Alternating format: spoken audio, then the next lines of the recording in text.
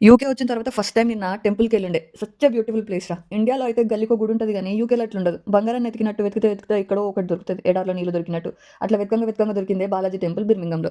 వెంకటేశ్వర స్వామి గుడి ఒకటే కాదు ఇక్కడ సాయిబాబా గుడి, శివుడి గుడి, వినాయకుడి గుడి అన్ని సెపరేట్‌గా గుళ్ళు కట్టేసున్నాయి. 3 గంటలు ట్రావెల్ చేసి వెళ్ళిన ప్లేస్ నాన్న అది. బస్సులు, క్యాబ్‌లు అబ్బో! పెద్ద స్టోరీయే. బట్ వర్త్ అనిపించింది. నువ్వు నీ కళ్ళతో చూసావా? కళ్ళు చెదిరిపోయేలా ఉంది వర్మ. Mind blowing. ఏరే లెవెల్ వర్మ.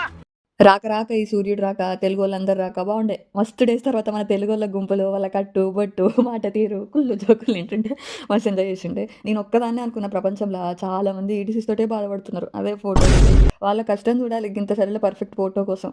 పనిలో పని నేను కూడా కొన్ని ఫొటోస్ దిగిండే కిసిక్ అని.